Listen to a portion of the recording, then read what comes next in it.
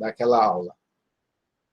Então, amigos, amigas, vamos para o tema da aula de hoje, que é o princípio da individualização da pena, bem como os outros princípios que nós vamos ver da lesividade, da personificação da pena, da fragmentariedade. Todos esses princípios nós vamos estudar, que são princípios derivados, implícitos ou explícitos do texto constitucional em seu artigo 5º. O princípio da individualização da pena, ele vai ter três fases, que é a legislativa, a judicial e a administrativa em relação à execução da pena. O princípio da individualização da pena, cada pessoa é única nesse universo e, por isso, é necessário dar à pena o necessário e suficiente para reprovar e prevenir o crime.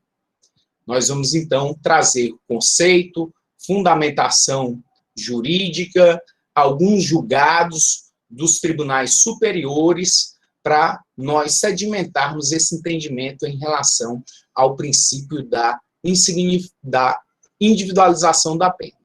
Vou abrir um slide de apresentação para facilitar o nosso caminho em relação a esse entendimento. Princípio da individualização da pena. É o princípio, segundo a doutrina, é o princípio que garante que as penas dos infratores não sejam igualadas, mesmo que tenham praticado crimes idênticos. Isto porque, independente da prática de mesma conduta, cada indivíduo possui um histórico pessoal, devendo cada qual receber apenas a punição que lhe é devida. A pena deve estar proporcionada ou adequada à magnitude da lesão ao bem jurídico representada pelo delito e à medida de segurança à periculosidade criminal do agente. Pena para os imputáveis, medida de segurança aos inimputáveis, aqueles que não tinham discernimento. Então, esses, os loucos, os doidos, recebem uma medida de segurança, que é uma medida de proteção para ficarem lá recebendo tratamento adequado, porque apresentam periculosidade, são perigosos para si e para os outros. A individualização da pena. É necessário haver a individualização. Por quê? Embora pessoas que tenham praticado condutas semelhantes, modo de execução no crime semelhantes, cada uma dessas pessoas que tenha aderido à execução do crime, elas terão que ter penas individualizadas. Por quê? Porque cada pessoa é única. Eu, você, estamos aí numa luta envolvendo briga de torcida. E aí, eu lesionei um, você lesionou o outro, vamos responder por lesão corporal de natureza grave, pelo que nós provocamos a vítima. Quando sai a sentença penal condenatória, te condenou a 5 anos, 6 meses de reclusão. Enquanto eu fui condenado a uma pena de 3 anos e 3 meses. Mas como? Se você lesionou, eu lesionei, condutas semelhantes, a mesma intensidade de dolo, de vontade de cometer o crime, o mesmo resultado e vamos ter penas distintas, por conta do princípio da individualização da pena. Você é uma pessoa única nesse universo. Então, é necessário ao juiz, quando proferir a sentença penal condenatória, avaliar os teus antecedentes e os meus antecedentes. Você, maus antecedentes. Você já tinha praticado outros crimes. Eu nunca pratiquei crime nenhum. Minhas condutas foram todas condutas socialmente de paz. Então, não tive nenhuma condenação criminal. Minha conduta social e a sua conduta social. Eu sou professor universitário, tenho residência fixa. E você? Você só tem projetos para o crime, não tem, só tem uma personalidade agressiva. Então, o juiz vai examinar a tua conduta social, a tua personalidade, os motivos do crime. Ah, eu pratiquei o crime porque eu queria ter dinheiro para pagar a cirurgia da minha avó. Você praticou o crime porque queria comprar droga. Então, os motivos do crime são distintos. E o juiz vai verificar. As circunstâncias, eu fui lá, dei soco. Você não. Você já estava armado, você já estava com a barra de ferro, você já estava com soco inglês. Então, tem circunstâncias, é aquilo que está ao redor do crime, que são diferentes para cada um dos indivíduos.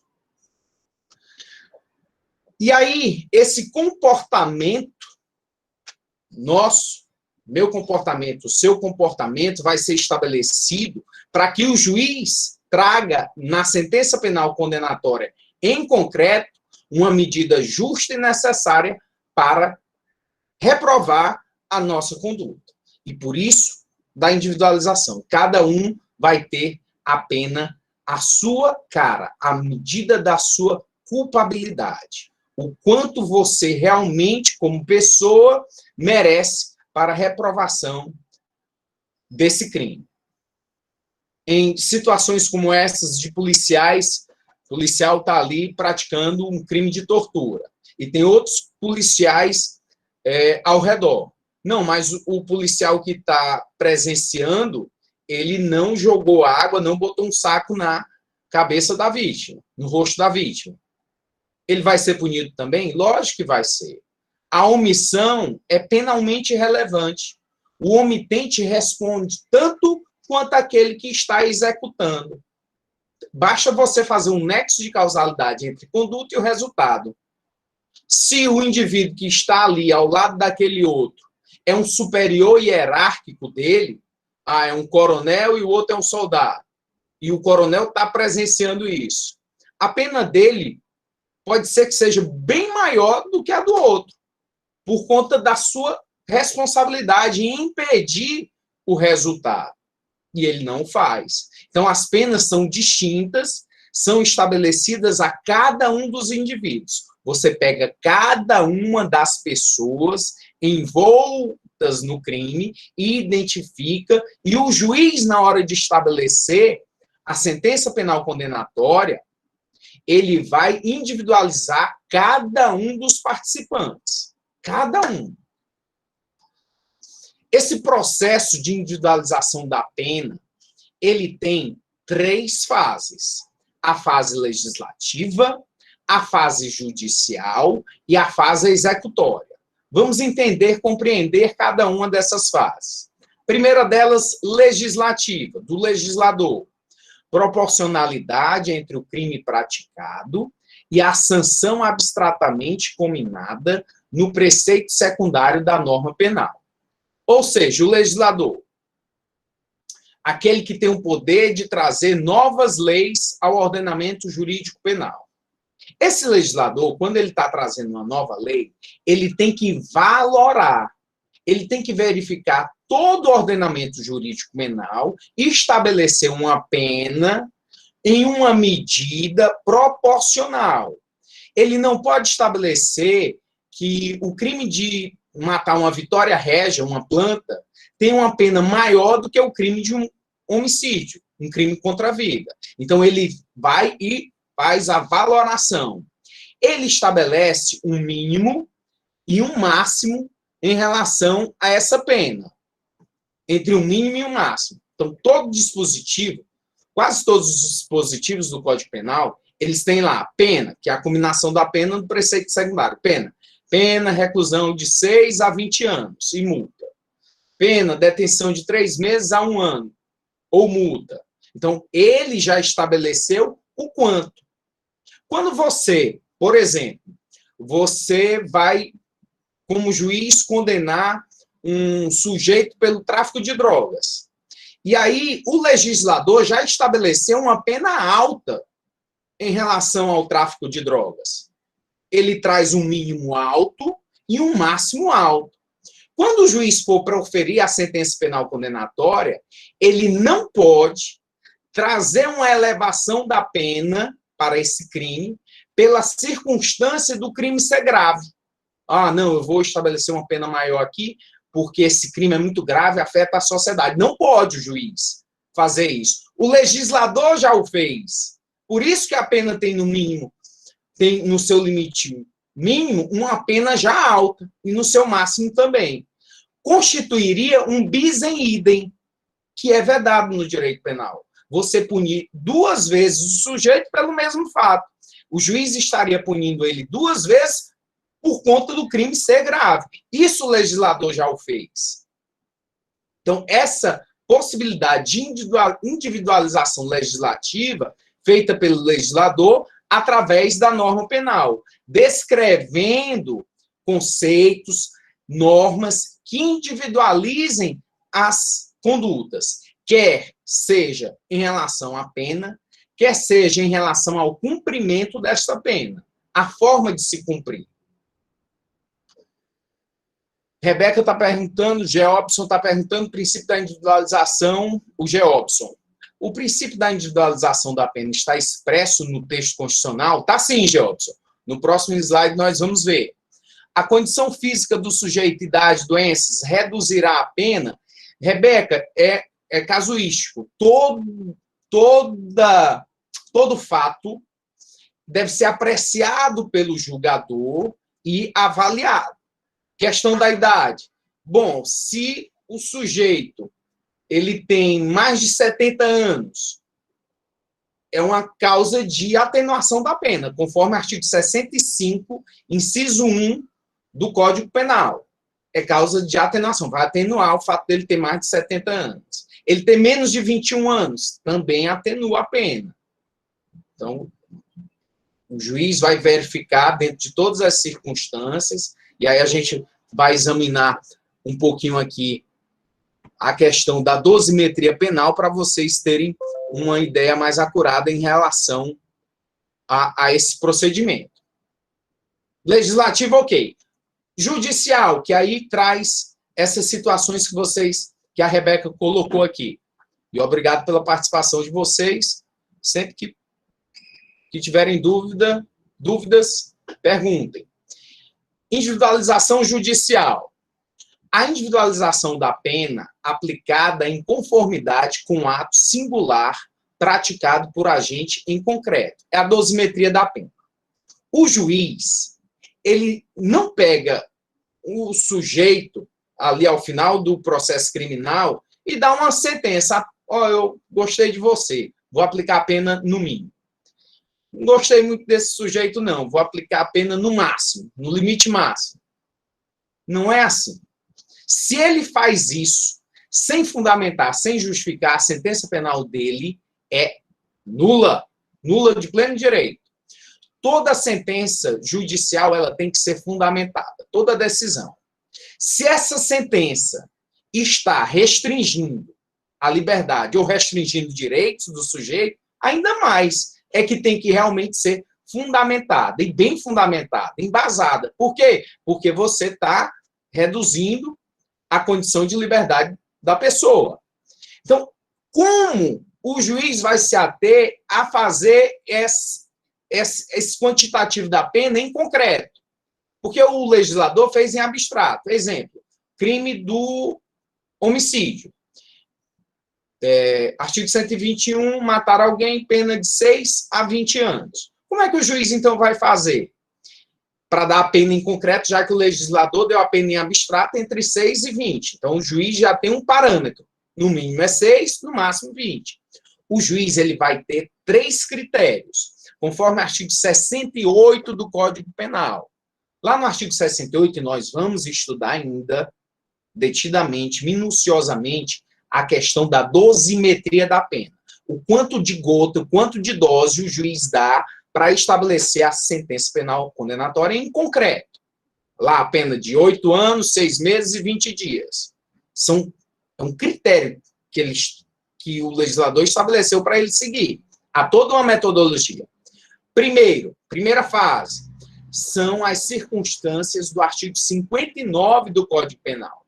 O juiz vai verificar, são circunstâncias judiciais, o juiz que verifica os motivos, as consequências, as circunstâncias, os antecedentes, a conduta social, a personalidade, consequências do crime e o comportamento dele. Todas essas circunstâncias o juiz vai avaliar. E aí ele vai dosando. Vou dar aqui 6 meses para cada circunstância. Se for a favor, eu diminuo. Se for desfavorável, eu aumento. E aí ele vai, caneta, papel, máquina de calcular, somando, fazendo conta. E aí ele estabelece essa primeira fase da dosimetria. Nessa primeira fase, não pode ficar aquém do mínimo, nem acima do máximo. E aí ele passa para a segunda fase da dosimetria, que são as circunstâncias que vão atenuar e as circunstâncias que vão agravar a pena. A partir do artigo 62 do Código Penal. Então, algumas circunstâncias atenuam a pena. Atenuantes lá do artigo 65, ser menor de 21 anos, ser maior de 70 anos, o desconhecimento da lei, se realmente o sujeito não sabia que aquele fato era crime, o valor social, moral em relação ao crime cometido, a confissão dele, se ele foi coagido àquilo, mas uma coação que ele poderia ter reagido a ela. Então, todas essas circunstâncias são atenuantes. Circunstâncias que vão agravar a pena. A circunstância de ter sido contrascendente, contradescendente, por motivo fútil, que dificultou a defesa da vítima. Todas essas circunstâncias vão agravar a pena. Nessa segunda fase, nem pode passar do máximo, nem aquém do mínimo. E aí ele soma essa segunda fase com a primeira fase. E aí ele passa para uma terceira fase, que são as circunstâncias, as causas de aumento e diminuição da pena, que estão estabelecidas tanto na parte geral quanto na parte especial do Código Penal. Circunstância que vai diminuir a pena. O fato do crime ter sido na forma tentada, né? Foi uma tentativa, então o juiz vai diminuir a pena, conforme o artigo 14, parágrafo único do Código Penal. O crime ter sido na forma continuada, lá do artigo 70, são circunstâncias que são causas de diminuição. E aí tem circunstâncias de causa de aumento também. Pode haver, tanto na parte geral quanto na parte especial, o juiz estabelece um aumento em detrimento de algum fato, em detrimento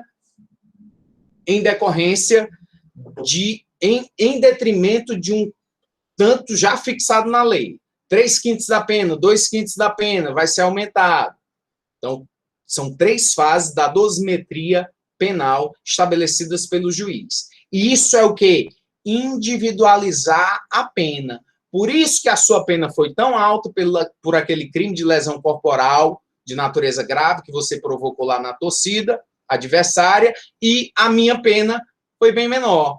Por quê? Porque o juiz verificou primeira fase, segunda fase, terceira fase, até dar uma sentença alta em relação a você e uma sentença baixa em relação à minha pessoa. É por isso. Não é mãe de Ná, o juiz não fica lá recebendo a entidade para dar o quanto de pena, não. E ele tem dificuldade para fazer isso? Claro que tem. Ele tem que verificar todas essas circunstâncias. O juiz não tem tantos servidores assim na vara criminal para mandar verificar como era a conduta social dele, a personalidade dele, lá com os familiares. Não tem. E aí ele vai fazer o quê? Vai ter que fazer isso durante o processo criminal, quando ele ouviu as testemunhas, quando interrogou o sujeito, quando ouviu a vítima, e aí ele faz esse convencimento em relação a aumentos e diminuições, mas tudo fundamentado. Se o juiz fizer um Ctrl+C e Ctrl+V de sentença condenatória dessas 3 fases, é uma sentença passível de nulidade. Então, o juiz não pode estar fazendo Ctrl+V, Ctrl+C, e cada uma dessas circunstâncias tem que ser fundamentada na sentença. sob pena também de ser recorrido. É o que se mais recorre em relação às sentenças penais condenatórias. É a dosimetria da pena, tenha certeza. Os juízes, quando vão dosar, esquecem alguma coisa ou acrescentam demais e a defesa recorre para tentar modificar o quantum de pena.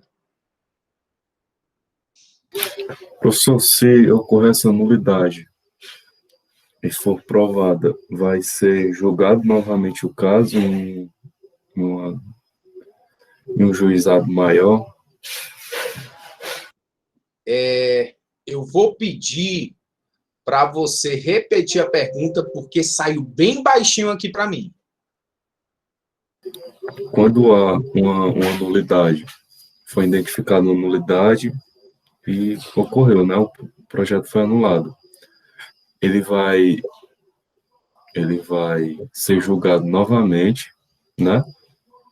Acho que por outro juiz, e um juízo maior, como eu falo maior, por exemplo, se ele começa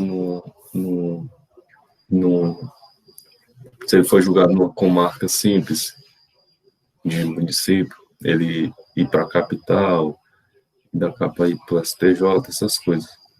Ele vai subindo. Obrigado, Gabriel. Eu entendi sua pergunta. Teve um quadro que eu disponibilizei para vocês, eu acredito que está no slide número 2, em relação àquele fluxograma da justiça.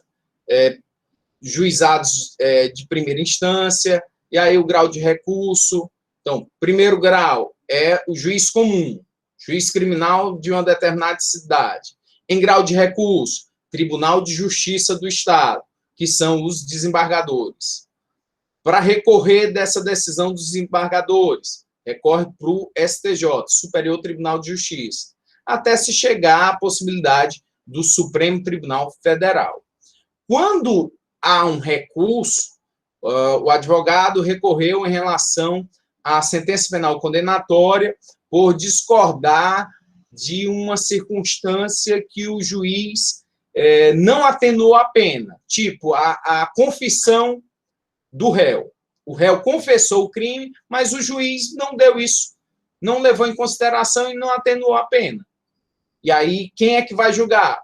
Tribunal de Justiça, os desembargadores. O desembargador já julga, não precisa ouvir mais testemunhas, ele vai se ater ao recurso e aos autos. E vai decidir única e exclusivamente em relação ao que se está pedindo ali no recurso. É assim que é feito. Espero ter respondido a sua dúvida.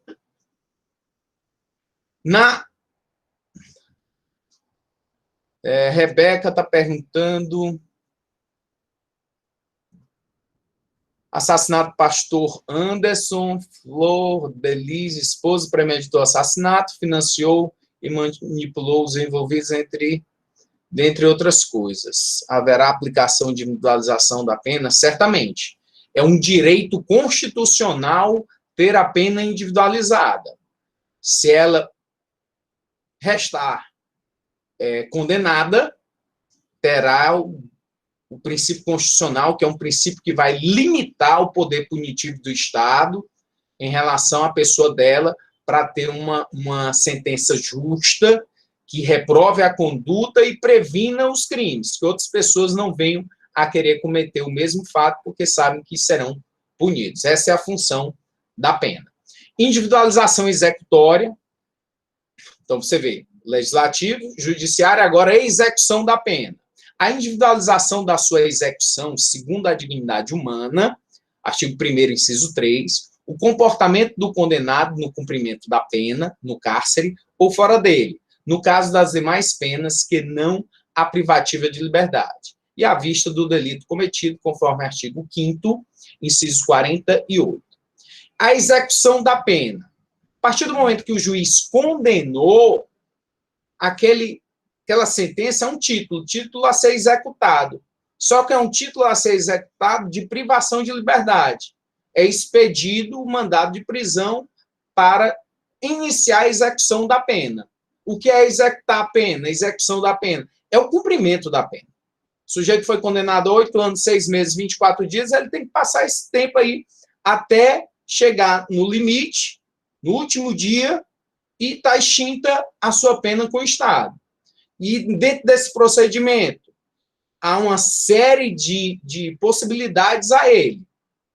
Possibilidade de cumprimento de pena, porque o juiz, quando ele condena primeiro nas penas possíveis de serem aplicadas.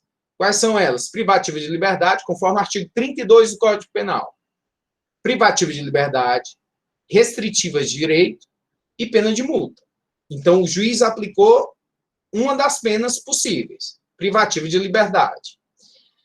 E aí, a pena privativa de liberdade que ele está aplicando, ele tem que dizer o quanto de pena. E aí ele o fez na sentença penal condenatória a partir da dosimetria. O juiz vai ter que também dizer qual regime ele irá iniciar no cumprimento da pena. Por quê? Porque existem 3. Existe o regime fechado, existe o regime semiaberto e existe o regime aberto. Fechado, semiaberto e aberto. Lá no artigo 33 do Código Penal você encontra. Artigo 33 em diante. Regime fechado, presídio de segurança máxima. Semiaberto, colônia agrícola ou industrial. E o regime aberto, casa de albergado. Uma casa que é construída dentro da zona urbana para abrigar presos que estão já progredindo as suas penas. Porque já que não existe prisão perpétua no Brasil, o preso tem um sistema de progressão irlandês. Ele vai progredindo, sai do regime fechado para ir para um semiaberto até chegar no aberto, cumprindo quantitativos de penas estabelecidos pela legislação penal. E tudo isso o juiz faz, aplica e depois tem que ser executado. E essa execução da pena, os presos têm direitos, têm garantias, tem que ser preservada a dignidade física, a integridade física e moral do preso, para individualizar a pena dele. Olha aqui, houve uma pergunta no começo da aula em relação a qual dispositivo estaria a individualização da pena, se era um princípio expresso ou implícito. De fato, o princípio da individualização da pena é um princípio expresso no texto constitucional, no artigo 5º. Olha a leitura do artigo 5º. Todos são iguais perante a lei, sem distinção de qualquer natureza, garantindo-se aos brasileiros e aos estrangeiros residentes no país a inviolabilidade do direito à vida, à liberdade, à igualdade, à segurança e à propriedade, nos termos seguintes. Inciso 46. É o inciso 46 que traz o princípio da individualização da pena.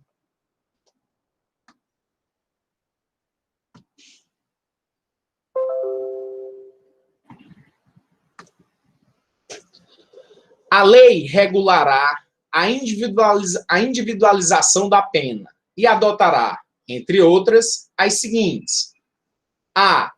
Privação ou restrição da liberdade. B.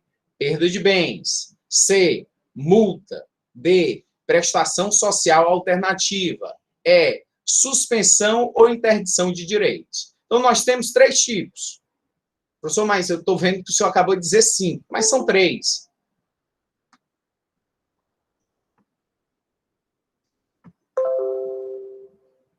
Segundo o artigo 32 do Código Penal, pena privativa de liberdade, que corresponde aí à letra A, pena de multa, que corresponde à letra C, e prestação de serviços alternativos.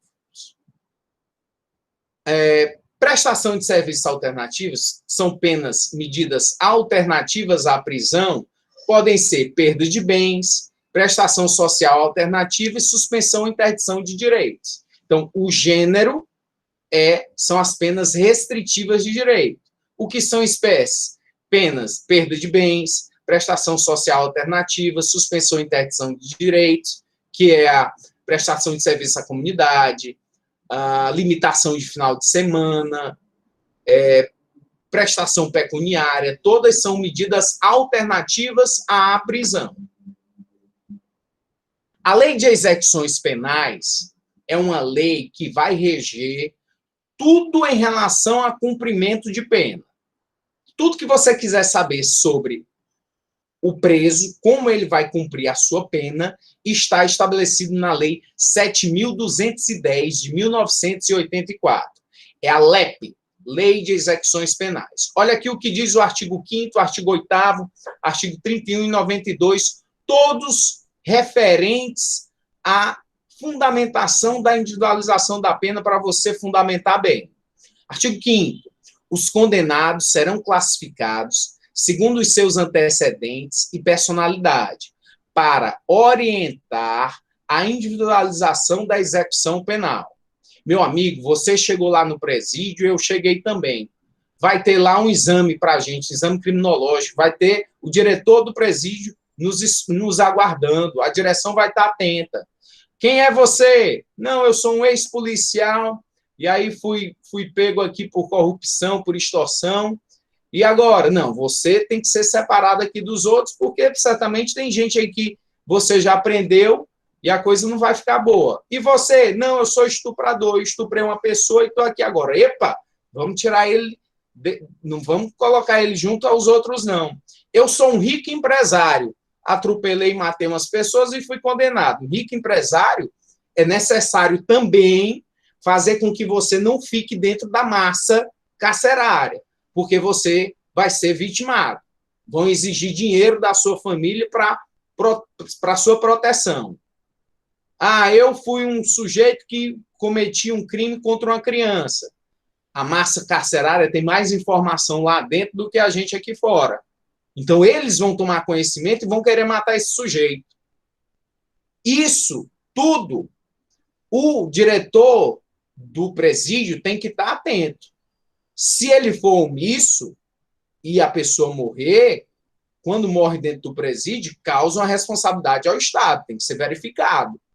E aí o diretor tem que preservar, verificar, para não estar levando as ovelhas para os lobos. Então, o procedimento de individualização da pena passa por aí, até o local onde se coloca o sujeito. Ah, tem um trabalho. Ah, você é médico? Ah, vou botar para capinar o jardim.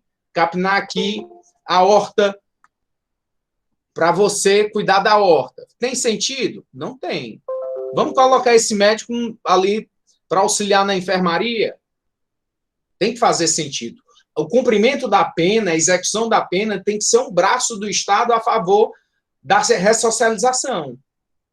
Artigo 8º. O condenado ao cumprimento de pena privativa de liberdade em regime fechado será submetido a exame criminológico para a obtenção dos elementos necessários a uma adequada classificação e com vistas à individualização da execução. Então, esse exame criminológico serve exatamente para isso, para orientar a direção do presídio, para dar um cumprimento de pena adequado que traga os fins da pena.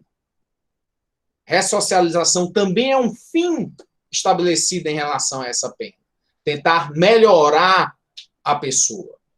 Artigo 41. Constituem direitos do preso. Inciso 12. Igualdade de tratamento, salvo quanto às exigências da individualização da pena. Artigo 92. O condenado poderá ser alojado em compartimento coletivo, observados os requisitos da letra A do parágrafo único do artigo 88. Parágrafo único são também requisitos básicos das dependências coletivas. A seleção adequada dos presos. B, o limite de capacidade máxima que atenda os objetivos de individualização da pena. Essa lei de execução penal é uma lei belíssima, muito bem elaborada. Não falta direito para os presos, não faltam garantias. O que falta é o cumprimento da lei. Não basta uma lei bem feita e aperfeiçoada. Tem que haver o quê? Cumprimento. É uma lei que não é, de fato, cumprida. No Código Penal, falei já diversas possibilidades em relação ao princípio da individualização da pena, quando eu citei o artigo 59, artigo 68, em relação à dosimetria da pena. Então, são dispositivos legais que individualizam essa pena, e o artigo 59 é preciso em relação a isso.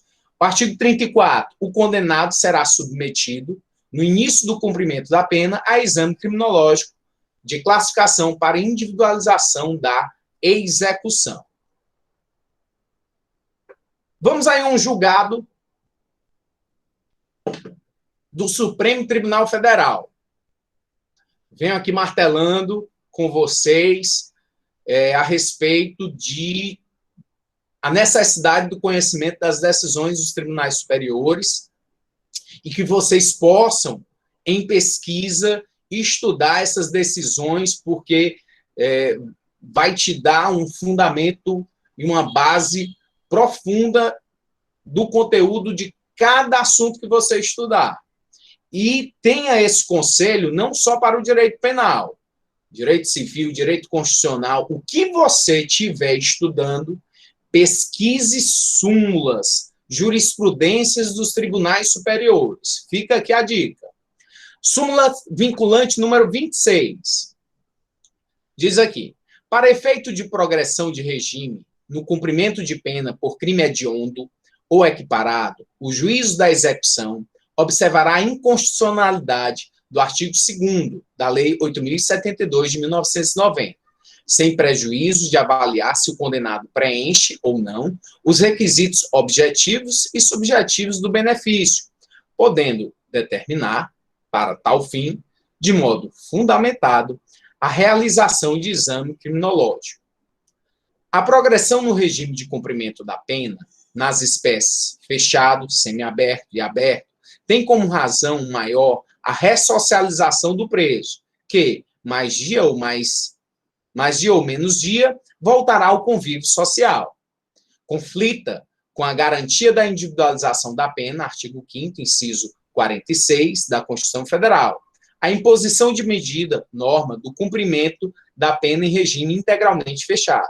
Nova inteligência do princípio da individualização da pena em evolução jurisprudencial assentada a inconstitucionalidade do artigo 2º. Do que se tratou essa súmula vinculante, número 26? Com o sequestro do Abílio Diniz, houve um clamor social e alguns crimes foram considerados hediondos. Estabeleceu-se uma lei para os crimes hediondos. Crimes como homicídio qualificado, extorsão mediante sequestro, estupro, à época tinha um atentado violento ao poder, nem tem mais. Hoje em dia tem a falsificação de medicamentos. Então, todos esses crimes são considerados hediondos. E tem os equiparados a hediondos, como o tráfico de drogas, a tortura. E o que acontece? Quando da edição da Lei 8.072, a lei trouxe um gravame para aqueles condenados pelos crimes hediondos. De quê? De que não poderia haver progressão de regime. O sujeito começava em regime fechado, que é de penitenciária de segurança máxima, e ele termina o cumprimento em penitenciária de segurança máxima. Começa fechado, termina fechado. E aí o Supremo Tribunal Federal, a lei foi de 1990. A decisão da súmula, revertendo, dizendo que a lei era inconstitucional, foi de 2006. Olha o tempo decorrido. Por que o Supremo Tribunal Federal passou tanto tempo para dizer que um dispositivo da lei era inconstitucional? Então, tem muita questão política. É muito gasto para o Estado manter gente todo o tempo em regime fechado. É importante que progredir para estar saindo dessa massa carcerária para diminuir os custos operacionais. É muito custoso. E aí houve toda uma questão envolta, se trouxe os direitos humanos, mas também tem um plano de fundo, a questão econômica. E o Supremo Tribunal Federal disse, então, que atingia, conflitava com o princípio da dignidade da pessoa humana, com o princípio da individualização da pena, o fato do sujeito não progredir de regime. Ou seja, o mega traficante de drogas, ele tem o mesmo cumprimento de pena do que o avião do tráfico. Um sujeito que levava um papelote ali para traficar. E aí é o mesmo crime? E o cumprimento de pena? As sentenças, as condenações são distintas, porque houve a individualização pelo juiz. Mas a execução da pena? Não vai se individualizar. Os dois vão cumprir a pena na mesma forma. Inicia em regime fechado, termina em regime fechado.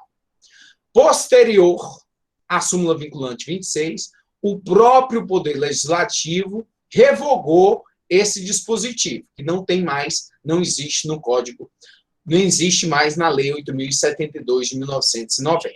Hoje em dia é possível a progressão de regime. Mais um julgado do Supremo Tribunal Federal, para vocês terem um caso aqui concreto e que houve decisão do Supremo Tribunal Federal com a questão da individualização da pena. Vamos ao caso. O princípio da individualização da pena justifica fixação de regime prisional mais gravoso. Um habeas corpus foi negado, no qual a Defensoria Pública, lá do Rio de Janeiro, pretendia rever o regime inicial fechado de cumprimento da pena, de um condenado que teve a pena base fixada no mínimo legal. Então, na primeira fase da dosimetria, o que ele está dizendo aí? Na primeira fase da dosimetria, aquelas circunstâncias do artigo 59, motivo, antecedentes, conduta social, personalidade, circunstâncias, consequência, comportamento, tudo isso o juiz viu e botou no mínimo do crime. Qual é o crime? A gente vai ver que é um roubo à mão armada. Botou no mínimo. E aí o que aconteceu? Mesmo assim, estando no mínimo nessa fase, o juiz entendeu que o cumprimento de pena inicial deveria ser o fechado.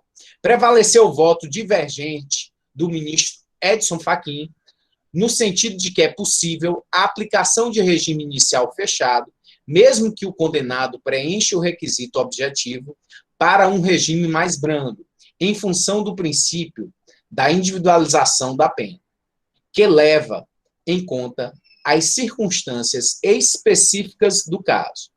Segundo Fachin, a fixação do regime inicial de cumprimento deve refletir as circunstâncias avaliadas em todas as 3 fases da dosimetria, e não apenas aquelas aferidas na primeira etapa, sob pena de violação do princípio de individualização da pena. Ou que foi o caso? O condenado foi sentenciado em primeira instância, juiz de primeiro grau, a pena de 9 anos, 3 meses e 10 dias de reclusão, pelo crime de roubo, com uso de arma de fogo em continuidade delitiva. O Tribunal de Justiça, olha, Gabriel, primeira instância, condenou ele a 9 anos. Tribunal de Justiça, desembargadores, grau de recurso, lá do Rio de Janeiro, em apelação, em recurso, reduziu a pena, lá dos 9 anos, para 6 anos, 4 meses e 24 dias, mas manteve o regime inicial fechado. Então, vou explicar aí para quem não está entendendo. Quando o sujeito tem uma pena em concreto que o juiz proferiu superior a 8 anos, ele poderá iniciar esse cumprimento em regime fechado, presídio de segurança máxima. Se a pena for superior a 4 anos e não superior a 8 anos, é regime semiaberto. Menos que 4 anos, regime aberto. Inteligência lá do artigo 33 do Código Penal. E seguintes. E aí o que aconteceu aí no caso? Houve o recurso, a pena que era de 9 anos, já que estava acima dos 8 anos, deveria compensar em regime fechado, integralmente fechado. Só que houve o recurso e essa pena baixou, não é mais 9. Agora está 6, abaixo de 8. Então, teoricamente, comportaria regime semiaberto. Só que o Supremo Tribunal Federal negou o recurso, dizendo o quê? Que essa situação do início de cumprimento da pena vai caber ao juiz, fundamentadamente, argumentar se é suficiente e necessário ao sujeito iniciar em regime fechado ou semiaberto. E não é apenas o requisito objetivo da quantidade de pena. Tem que verificar as questões subjetivas, se esse indivíduo merece esse benefício e se é suficiente ele iniciar em regime semiaberto. E aí a decisão foi que não, que como o sujeito apresentou alta periculosidade, o crime era grave, as circunstâncias todas ao redor dele indicavam que ele deve iniciar o cumprimento de pena em regime mais gravoso, em regime fechado. Nada impedindo que depois possa haver a progressão da pena. Foi isso. Vamos ver aqui se tem algumas perguntas. O Eduardo, prestação pecuniária é igual a multa? Não, Eduardo. Obrigado pela pergunta. A prestação pecuniária, embora de semelhança, multa e prestação pecuniária, tudo dinheiro, é valor. Só que a prestação pecuniária, tecnicamente, ela é uma forma de pena restritiva de direitos. É uma possibilidade. Primeiro, o juiz condena a pena privativa de liberdade. Aí ele verifica o artigo 44 do Código Penal, que trata das penas restritivas de direito. Ele vai verificar, Eduardo, se é possível converter a pena privativa de liberdade, para não botar o sujeito lá no presídio, por uma pena restritiva de direito. E a pena pecuniária é uma das formas de pena restritiva de direito, lá do 44 do Código Penal. Essa prestação pecuniária, o juiz pode determinar que ele pague um valor à vítima. Pode ser uma prestação inominada, pode ser uma prestação, em vez de dinheiro, pode ser em cestas básicas, em medicamentos, mas seria uma pena restritiva de direito. A multa não é revertida, Eduardo, à vítima. A multa é revertida a um fundo penitenciário nacional. Esse fundo serve para quê? Para construção, reforma, implementação de projetos do sistema prisional. Espero ter trazido algum esclarecimento à sua dúvida.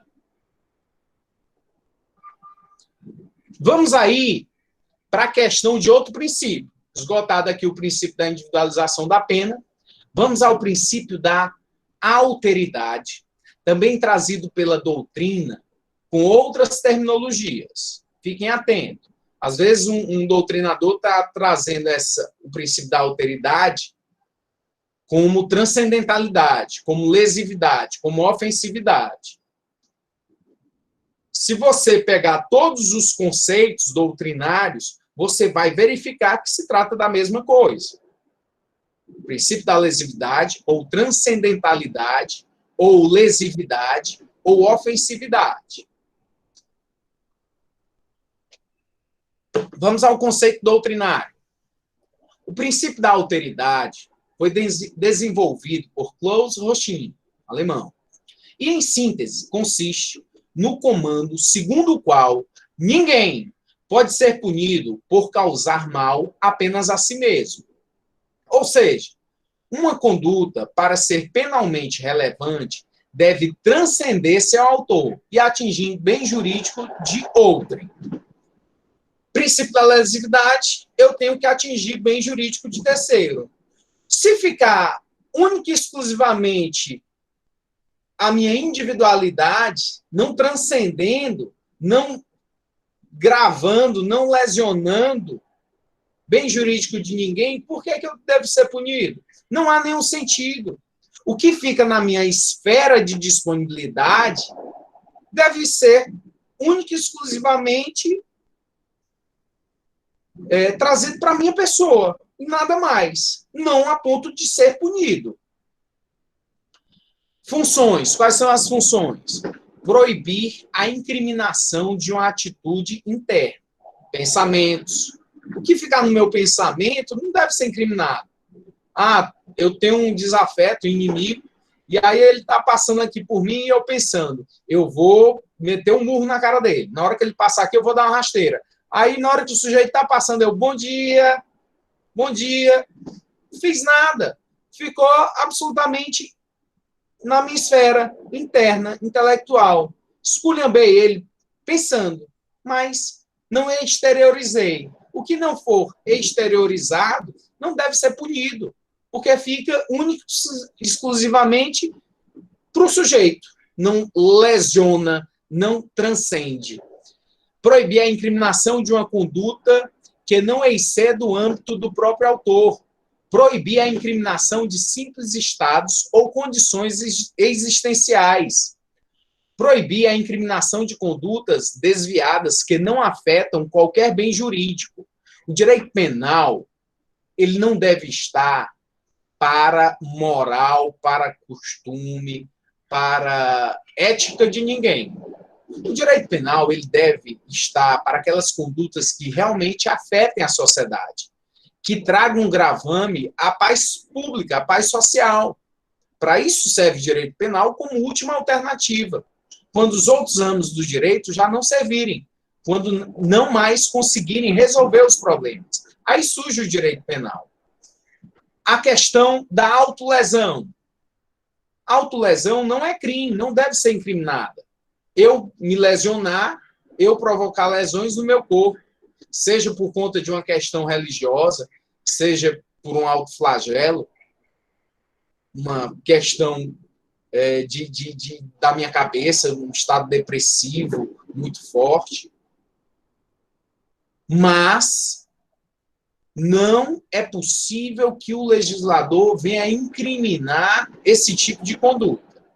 Autolesão não é crime, a não ser que a pessoa esteja se autolesionando com a finalidade de obter seguro, que aí é uma vantagem devida, caracterizando o crime do estelionato no artigo 171, é um estelionato qualificado.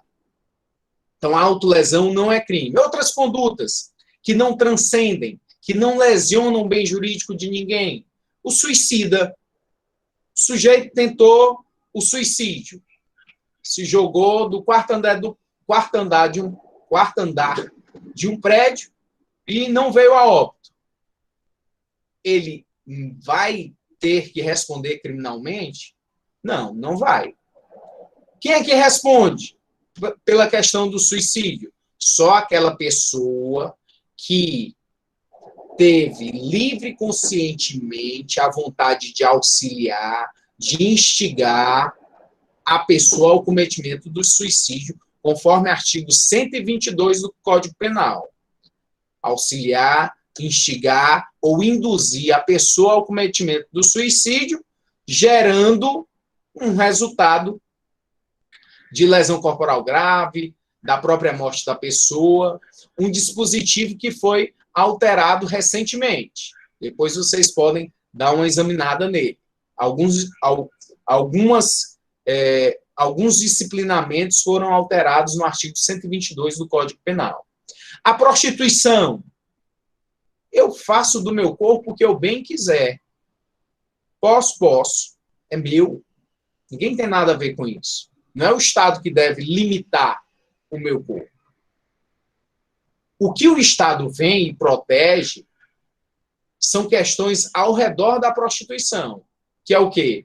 Você manter uma casa de prostituição, você tirar proveito da prostituição, traficar mulheres para a prostituição, você se beneficiar com o dinheiro da prostituição, o rufião. Essas são condutas ao redor, que são criminalizadas para a proteção das pessoas, homem e mulher, que possam vir a se prostituir. Mas a prostituição por si só não é considerada como crime. O Guilherme está fazendo uma pergunta aqui. Obrigado, Guilherme. No caso de um pai que tenta se suicidar, ele não fere o meio de sobrevivência do filho? Guilherme, ele fere o meio de sobrevivência do filho, mas não há uma criminalização em relação a ele querer o suicídio. A questão do filho é uma questão social que vai ter que ser resolvida. Algum familiar vai ter que cuidar dessa criança, se não tiver nenhum familiar, o Estado vai cuidar, mas não há como punir criminalmente a pessoa pelo fato de tentar o suicídio, até porque é uma questão muito pessoal e vai trazer sequelas ainda piores, porque o direito penal é terrível. O direito penal é sancionador, ele tira a liberdade, ele acaba com a mente da pessoa. Uma pessoa que já está cometendo suicídio e ainda tem um processo criminal contra si, aí acaba de vez. Né? E quem passa por situações como essa, quem tem pessoas na família, pessoas próximas, amigos que tentam suicídio, o suicídio é uma questão aterrorizante, porque você não sabe como ajudar, você quer ajudar de todo jeito, mas você não encontra formas suficientes, a não ser um abraço, uma conversa, mas todo o tempo com um grau enorme de preocupação. Quantas vezes eu, como delegado de polícia do plantão do 2º Distrito, ali da Aldeota, onde eu passei 4 anos, como delegado lá, eu indo a locais de achado de cadáver que as pessoas tinham cometido suicídio. Inúmeras. E tendo que dar notícia. O pior é dar notícia. O local do crime, você vê uma pessoa que ceifou a vida dessa forma, já é terrível, mas você dá notícia para os familiares, como eu tive que fazer várias vezes, aí é muito desgastante. E às vezes eu chegava lá e a pessoa já sabia, porque tinha demorado a chegar, já estavam procurando há muito tempo, e quando chegava, sua filha, eu quero... Aí tentava ali de uma forma mais amena possível contar o fato, e a pessoa já, não, eu já sei. É minha filha, né? Minha filha se matou. É terrível. Uma lembrança muito triste. Vamos aí. Alteridade também. Quem é a favor da legalização da maconha traz como fundamentação o princípio da alteridade. Por quê? Porque se eu fumo maconha, eu só estou prejudicando a mim mesmo. A quem mais eu vou prejudicar? Se o sujeito fuma um cigarro que é permitido, ele está prejudicando a quem? A ele. Se tem alguém que não está gostando da fumaça, vai sair do local, vai se afastar. Como as pessoas não têm mais, hoje em dia, o costume de fumar em locais fechados. Ou existem ambientes já que foram criados só para isso, restaurantes que têm um espaço só para fumantes. Então, a maconha, quem quer fumar, fume. Vai prejudicar o quê? Só a si mesmo.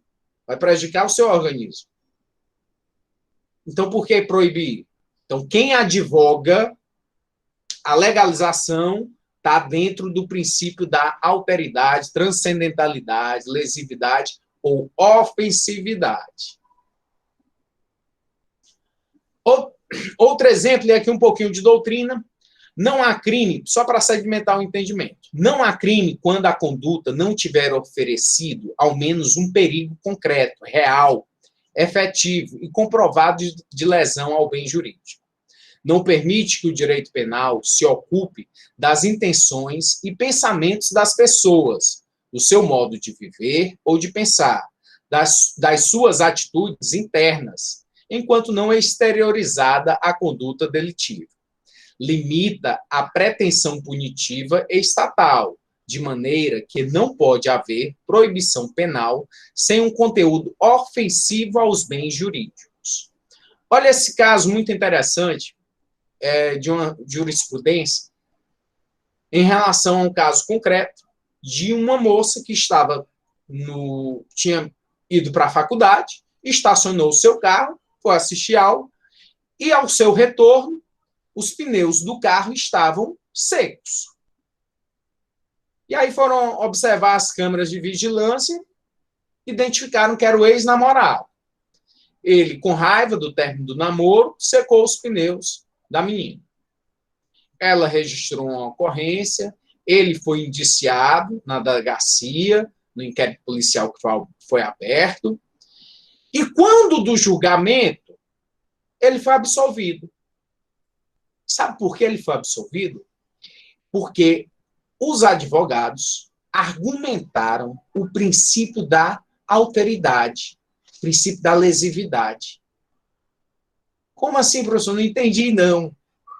Os advogados demonstraram que ele não havia furado os pneus do carro, que não houve dano algum aos pneus, ao carro.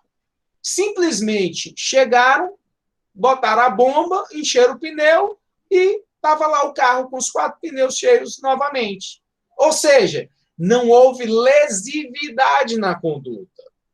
Só em detrimento dessa argumentação, dessa fundamentação do princípio da lesividade, eles conseguiram reverter uma condenação e a absolvição do indivíduo. Isso não elide a questão cível de uma indenização por danos morais que ela possa ter solicitado, requerido no juízo cível.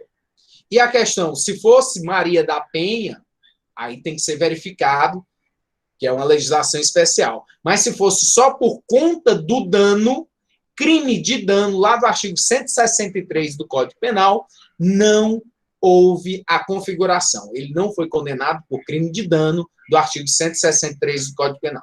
Se tivesse outras situações envolvendo violência doméstica, questão de ameaça, aí teria outro contorno, outro contexto. Outro exemplo, na lei do desarmamento, quando ela foi criada, elaborada, teve um dispositivo penal que descreveu como crime o fato do indivíduo ter a posse de arma de brinquedo. Acreditam num negócio desse? Eu fiz prisão de indivíduo que estava com arma de brinquedo. O indivíduo já tinha antecedentes criminais, estava em um local suspeito, a polícia militar o pegou, trouxe a delegacia, fazer o quê? Aqui a lei, legalidade. Vou liberar o sujeito? Não. A lei está dizendo que é crime portar arma de brinquedo. E um sujeito que já tinha antecedentes criminais, não tinha outra coisa a fazer a não ser autuar aquele indivíduo. Mas demorou muito pouco tempo para que esse dispositivo fosse revogado, porque o Supremo Tribunal Federal entendeu pela inconstitucionalidade dele. Por ferir quem? O princípio da lesividade, da alteridade, da transcendentalidade ou ofensividade. A posse de uma arma de brinquedo não configura um perigo a ninguém. Eu não trago um perigo a ninguém por estar com a posse de uma arma de brinquedo. Se o Estado não consegue desenvolver políticas públicas para diminuir a violência e a criminalidade, e aí traz subterfúgios incriminando situações que ele entende que possa trazer um perigo abstrato para o bem jurídico, não é assim a melhor forma de se legislar. Então, a questão de arma de brinquedo, ter a posse de arma de brinquedo, não constitui crime e ofende o princípio da alteridade, por isso foi revogado do texto da lei de desarmamento. Professor. Pois não. No caso, se essa arma de brinquedo ela for tipo aquele simulacro que fala, né? Se chama simulacro, né? Sim, Renato. Que é aquele pessoal que... um bandido mesmo, né? Que pega e fabrica uma bem parecida, mas que não tem o poder de disparar, né? arma de fogo. Entra também nesse princípio? Entra. É porque eu botei aí na tela uma rosinha, uma mais com a mão de criança para exemplificar bem, mas mesmo aquelas que são perfeitas réplicas, elas entram. Mas é possível, lá no artigo 157 do Código Penal, o crime de roubo, ele tem uma qualificadora que é a questão da arma. E, sendo uma arma de brinquedo, é capaz de trazer essa qualificadora. Por quê? Porque, aliás, os tribunais superiores entendem que a arma de brinquedo não é capaz de configurar a arma estabelecida como qualificadora, mas ela é capaz de trazer o crime para o roubo, porque com a arma de brinquedo trouxe um temor à vítima. A vítima se sentiu atemorizada. Por quê? Porque pensou que ia morrer. Achou que era uma arma. Então, não serve para qualificar o crime do 157, a arma de brinquedo, porque lá o legislador botou a arma, mas entende-se que ali é uma arma de verdade, não de brinquedo, mas ela é possível de trazer o crime na forma do próprio roubo e não de furto. Porque o furto é a subtração de patrimônio sem violência ou grave ameaça. O roubo, o contrário. Com violência ou grave ameaça, e a arma de brinquedo, ela atemoriza e, por isso, capaz de fazer com que o sujeito responda pelo 157. O Guilherme está fazendo um questionamento. Arma de brinquedo, lembrei da criança negra de 12 anos que foi morta porque estava com uma lá nos Estados Unidos. Muito triste, Guilherme, esse caso. Eu lembro também, os americanos, eles têm muitos problemas em relação a essa situação das armas, porque há uma liberação muito grande, e eu queria que todo mundo tivesse armado, mas, infelizmente, nem todos sabem utilizar uma arma de fogo. Tem pessoas que se transformam ao pegar numa arma. Elas se sentem com poder a mais, um super-herói que podem fazer tudo, podem reagir, traz um desvio mental na pessoa só o fato de estar armado. Algumas pessoas. E a violência doméstica, ela vai multiplicar se essas armas forem liberadas para que todo cidadão possa estar armado. O meu maior temor é a questão da violência doméstica. E lá nos Estados Unidos, como as armas elas têm uma maior facilidade de estar nas mãos das pessoas, e qualquer tipo de armamento, eles conseguem ter muitos problemas graves. Princípio da confiança. O princípio da confiança, doutrina, refere-se à situação na qual uma pessoa... Eu vou pegar e vou deixar o princípio da confiança para a próxima aula, e aí a gente segue com os outros princípios. Vou ver aqui mais alguns comentários de vocês. Se alguém perguntou...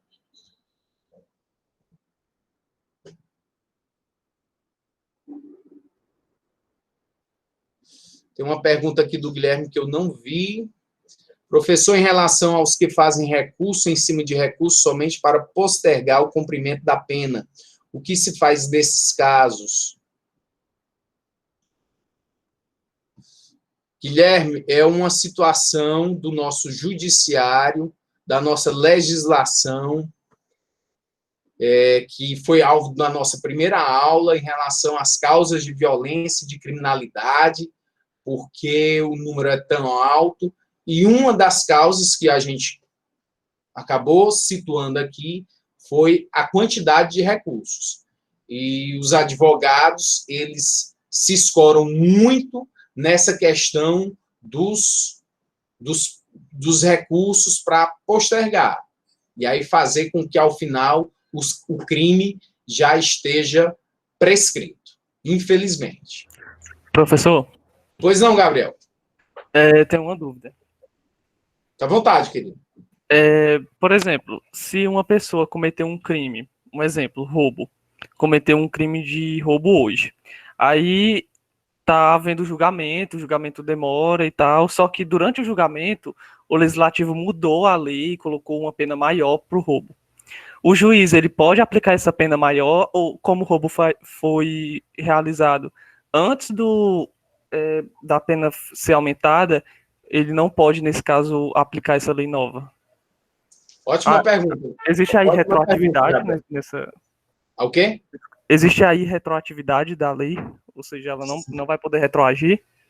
Isso, essa é a resposta. Você já me ajudou, veio com a pergunta e veio com a resposta. É que eu não sabia se nesse caso podia retroagir ou não, entendeu?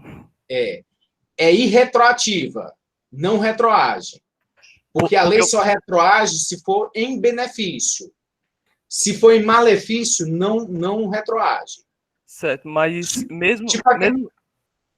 Pois não. Mesmo que o julgamento ainda esteja em curso, eu pensei que fosse só depois que tivesse sido julgado, o trânsito em julgado, e aí que não poderia mais retroagir. Gabriel, mesmo se ele já estiver cumprindo pena,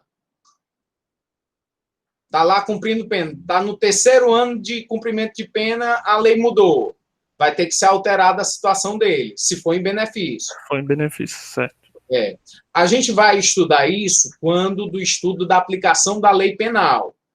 E aí a gente vai ver a anterioridade da lei, a legalidade, que são desdobramentos, a irretroatividade da lei maléfica e a retroatividade da lei benéfica. Qual é o cerne da questão, Gabriel? Eu vou cometer um crime hoje, eu decido cometer esse crime. A lei, ela traz um limite ali, mas a lei penal, ela é uma garantia para o cidadão. É uma garantia minha de quê? De que eu vou praticar esse fato que está aqui descrito na lei como crime e que a pena a ser culminada, a pena que eu possa vir a cumprir, está entre um patamar mínimo e um máximo, de 6 a 20 anos. Eu quero matar uma pessoa e eu vou decidir, eu quero matar essa pessoa, não tem mais jeito, eu vou matar. Eu sei que a pena é de 6 a 20 anos. Entre 6 a 20 anos, eu cumpro. Se fosse pena de morte aqui, eu não iria. Mas 6 a 20 anos eu vou fazer isso. Eu vou matar aquela pessoa. E aí eu decidi, Gabriel, matar ela. A pena que será imposta a mim não pode ser maior do que 30, maior do que 20. Nem vai ser menor do que 6. Mas eu sabia disso. E aí vem o legislador e durante o processo crime, ou durante o cumprimento da minha pena, ou durante o grau de recurso, seja lá quando for, mas antes de eu efetivamente estar quite com o Estado, de ter cumprido minha pena, vem um legislador e altera a lei. Alterou a lei, e agora o que eu faço? Eu não posso voltar ao passado e apagar aquela morte. Eu não tenho como. Voltar ao tempo, pegar aquele carro de volta para o futuro e voltar ao passado. Não posso. E aí, o que eu tenho que fazer? Verificar a lei. Essa lei agora é em malefício. Se for em malefício, não volta ao passado, porque eu não tenho como apagar. Seria uma traição do Estado para comigo. O Estado me traiu. Era 6 a 20, agora é de 30 a 60. Eu vou pagar por isso? Não pode. Seria uma traição do Estado para comigo. E se for benefício, por que volta? Me beneficia? Pela seguinte situação, Gabriel. A lei nova, ela é considerada mais bem feita, mais atual. É uma lei que agora atende aos anseios da população. Então, não é justo que eu vá pagar por um crime com uma pena ou de uma forma mais severa que a sociedade hoje em dia nem acha mais que seja. Então, se a sociedade está dizendo que para esse crime, e ela faz isso através do legislador, que para esse crime agora a pena é de 1 mês a 1 ano, por que eu vou pagar 20 anos de condenação? Por que eu vou cumprir 20 anos? Não, vai ter que ser agora me adequar à minha situação ao que a nova lei está dizendo, que ela é atual, que ela é mais completa, mais bem elaborada, e atende o anseio da população. Então, a pena que vai ser estipulada a mim, e o juiz das execuções penais, se eu estiver cumprindo pena, é que vai fazer isso de ofício, ele mesmo tem que fazer, ou o juiz da condenação, o juiz do processo, vai ter que verificar e fazer com que isso incida sobre o meu caso. É dessa forma que é feito. Ah, entendi, professor. E também no caso de, por exemplo, digamos que a maconha seja legalizada e aí pode vender sem problemas como um produto como qualquer outro. Aí digamos que uma pessoa foi presa por tráfico de maconha. Então, nesse caso, a lei vai retroagir todo mundo que foi preso por tráfico, ou seja, todos os traficantes de maconha vão ser soltos. Aí a gente vai ver ainda a questão da norma penal em branco. A norma penal em branco por conta de ser um ato normativo. E aí a gente ainda vai estudar isso daí. Porque a questão da maconha, de haver a alteração em relação à substância, não é feita pela lei. Não vai alterar, a lei não vai alterar o artigo 33 da lei antidrogas. Porque lá na lei antidrogas, no artigo 33, só diz o que é droga. Para legalizar a maconha, o que tem que ser alterado é a portaria da Anvisa, do Ministério da Saúde, que prevê aquela substância como uma substância entorpecente. E aí você vai entender que, quando houver a alteração da norma penal em branco, que é o complemento que está numa portaria normativa, se é possível haver consequência ou não para o sujeito. Compreendeu? Entendi, professor. Obrigado. A Laide quer fazer uma pergunta? Professor? Pois não? Sim, quero. Professor, por gentileza, a aplicação da pena que o juiz dá, ele leva em consideração a legislação de quando o crime foi cometido ou da decisão? Você está falando, Alaide, de uma situação em que há mais de uma lei para o caso. Uma lei que vigia quando do cometimento do crime e uma lei que entrou em vigor durante o processo. É isso? Que a gente vai ter... Professor, desculpa, para mim ficou travando aqui quando o senhor perguntou. O senhor pode repetir, por gentileza? A sua pergunta, a sua dúvida, está relacionada à possibilidade de duas leis. Uma lei quando do fato praticado, eu cometi um crime, estava na vigência de uma lei, lei A. E aí há o processo crime e entra em vigor uma lei B. E aí a gente tem a aplicação da lei penal. Qual lei eu devo aplicar em relação a esse sujeito? A do tempo do fato ou a do tempo aqui do processo? Nesse caso, a mais benéfica. No caso, a mais benéfica. Nesse caso, a mais benéfica. Isso. Perfeito. Mas não foi essa a pergunta. Certo. A pergunta é se a aplicação da pena vai ser da data do crime ou da decisão do juiz, a legislação. Mesmo sendo benéfica, eu acho que eu não estou sabendo me fazer essa pergunta. Quando o juiz vai fazer as considerações da aplicação da pena, ele vai avaliar, dá a decisão dele, ele dá a decisão tomando em consideração a data do crime ou a data da decisão da legislação vigente?